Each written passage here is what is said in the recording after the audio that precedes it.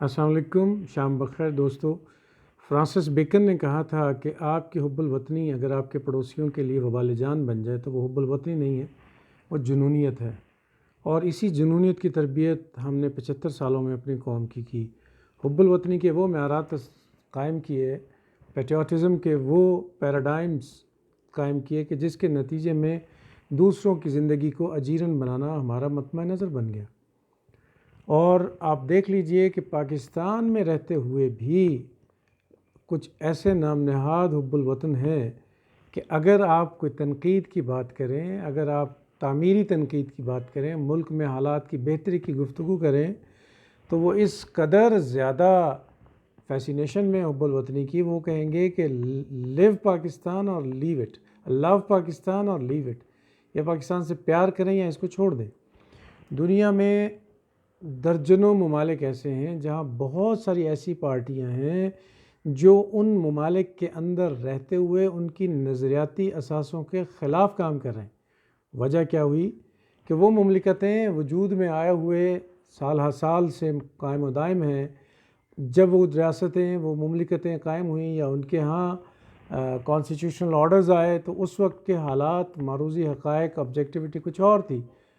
آج کے دور میں، دور جدید میں آبجیکٹیوٹی بدل گئی، تو انہوں نے اپنے بنیادی تصورات کے خلاف تحریکات شروع کی۔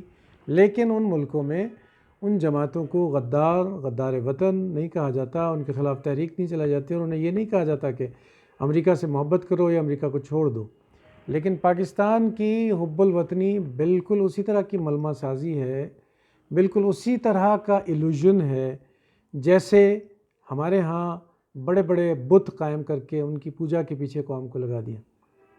نتیجہ کیا نکلا ہے کہ ہماری قوم نے بڑی بڑی شخصیات کی شخصیت پرستی کی پاکستان میں، لیکن وہ شخصیات عوام کو دھوکہ دینے میں، ذاتی مفادات کی تسکین میں یا انا کی تسکین میں لگی رہی۔ قوم بیچاری اسی طرح پسماندہ، درماندہ، مفلوک الحال، غربت کی زندگی سے نیچے کی زندگی گزارنے پر مجبور۔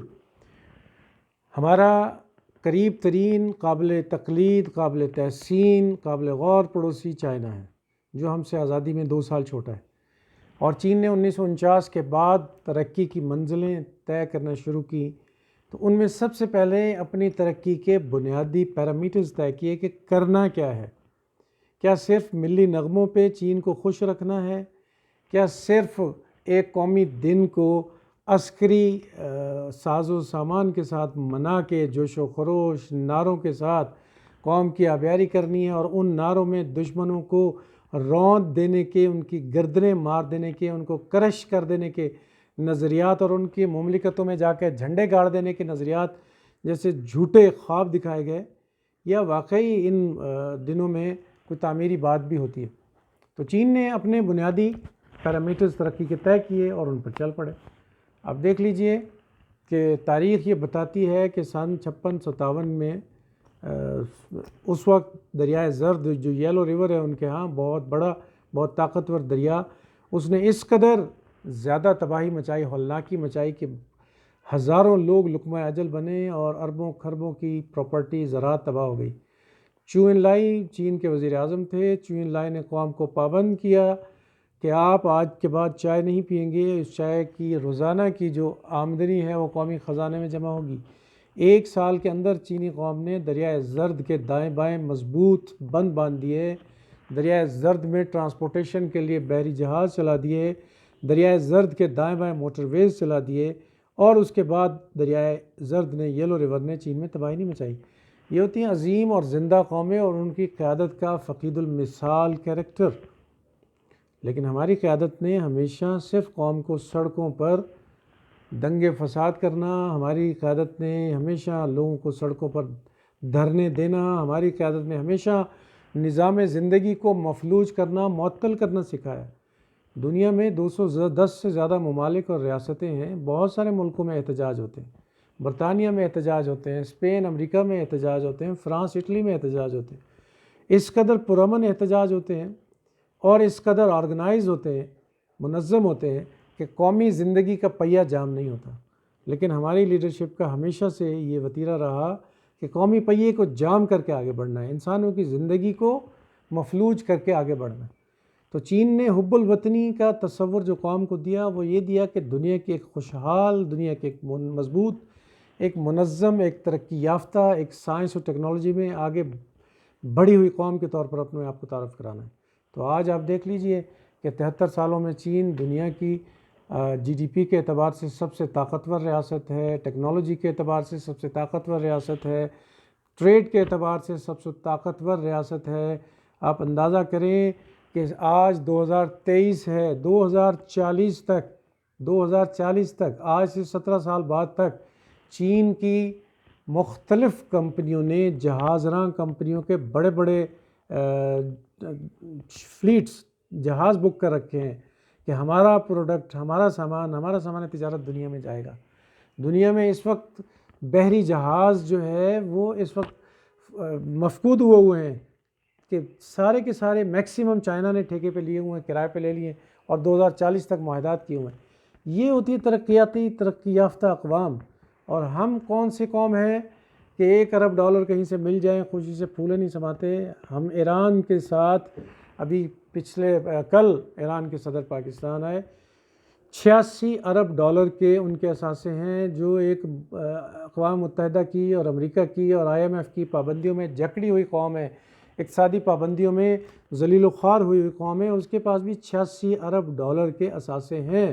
اور ان کا صدر جب پاکستان کے بارڈر پر موجود تھے ابراہیم صاحب، تو بڑی سعادت مندی کے ساتھ، بڑے عجز کے ساتھ اور بغیر چھتری کے دھوپ میں موجود تھے، کھڑے تھے۔ اور ایک ہمارے وزیر اعظم جس کی مملکت کی 4 ارب سے زیادہ آپ کے پاس زر مبادلہ کے ذخائر نہیں ہیں، پوری دنیا میں منگتے مشہور ہیں، اور مقروض قوم ہے جس کے پاس ٹیکنالوجی نہیں ہے، جس کے پاس تجارت نہیں ہے، جس کے پاس دنیا کو دکھانے کے لیے دہشت گردی، دنگے فساد، بلوائی، قتل و غارت گری اور افراتفری کے علاوہ کچھ بھی نہیں ہے۔ آپ تحقیق کر لیں، اس میں کوئی شک بھی نہیں۔ اور اس کا وزیر اعظم اس کو چھتری بھی پرووائڈ کر کے ایک غلام ساتھ چل رہا ہے، اس کو دھوپ سے بچا رہا ہے، اور ہمارے جو ہے کر و فر اور ہمارے ناز و نخرے نہیں ختم ہو رہے۔ تو حب الوطنی قطعی یہ نہیں ہے کہ اپنے پڑوسی کو رون دو۔ حب الوطنی یہ ہے کہ کھڑے ہو جاؤ، سائنس میں کھڑے ہو جاؤ، ٹیکنالوجی میں کھڑے ہو جاؤ، لٹریچر میں کھڑے ہو جاؤ، ریسرچ میں کھڑے ہو جاؤ، جی ڈی پی میں کھڑے ہو جاؤ، ٹریڈ آپ کی دنیا میں جو ہے ابنڈنٹ ہو۔ یہ ہے بنیادی طور پر آپ کی حب الوطنی، آپ کے ملک میں امن ہو، آپ کو کوئی بھی جماعت یرغمال بنا کر پوری ریاست کا پہیہ جام نہ کر دے۔ یہ ہے حب الوطنی۔ یہ حب الوطنی کے امن کے ساتھ اسٹیٹ کی، ریاست کی املاک کو، ریاست کے اثاثوں کو تباہ و برباد نہ کیا جائے۔ یہ حب الوطنی۔ یہ کیسی حب الوطنی ہے کہ ریاست کو یرغمال بنا کر، ایمبولینسز کو جلا کر، بسوں کو جلا کر، ٹرینوں کو جلا کر، ٹرین کی پٹریاں اکھاڑ کر، قومی اثاثے، قومی تاریخی ورثے، ان کو تباہ و برباد کر کے آپ کہیں کہ ہم بڑے محب وطن ہیں، ہم بڑی ترقی اور تبدیلی چاہتے ہیں۔ یہ قطعی یہ جنونیت ہے۔ اس جنونیت سے قوم کو نکلنا ہوگا، پھر ہم آگے ترقی کریں گے۔ ہندوستان جس کو ہم بڑے خشوع خضوع کے ساتھ، بڑے ایمانداری کے ساتھ ایمان کے درجے میں اپنا دشمن سمجھتے ہیں، آج ٹریلینز آف ڈالر کے جی ڈی پی کا دنیا کا 5واں بڑا ملک بن چکا ہے۔ اقتصادیات میں، تجارت میں، سائنس اور ٹیکنالوجی میں بہت آگے چکا۔ 80% سے زیادہ لٹریسی ریٹ ہے ان کے ہاں، اور ان کی خواتین جو ہیں وہ جی ڈی پی میں ان کا مرکزی کردار ہے۔ حتیٰ کہ ہندوستان کا ریلوے ان کا 5واں بڑا ستون ہے ان کی معیشت میں۔ اپنا موازنہ ذرا ہندوستان سے کر لیجئے، شرم نہ آئے تو مجھے کہیے گا۔ تو حب الوطنی یہ ہے کہ مضبوط اور توانا، منظم، پرامن، باشعور، ہوش مند، مؤدب قوم بن کر دنیا میں اپنا تعارف کروائیں، ذلیل و خوار ہو کر، درماندہ حال ہو کر، اور اس کے باوجود بھی ملی نغموں کے لالی پاپ اور دنیا کو کچل دینے کے فرسودہ نظریات پر ہم بیٹھے رہیں، تو اس کا مطلب یہ ہے کہ ہم تباہی کی طرف بڑی تیزی سے نوز ڈاؤن نیچے چلتے چلے جا رہے ہیں۔ یہ وہ موضوعات ہیں جن پر سوچا کریں اور اپنی قوم کی، اپنے دوستوں کی، اپنے بچوں کی تربیت کریں۔ اپنا بہت سارا خیال رکھیں، ہمارے چینل کو سبسکرائب کریں۔ اللہ آپ کا حامی و ناصر ہو۔ السلام علیکم۔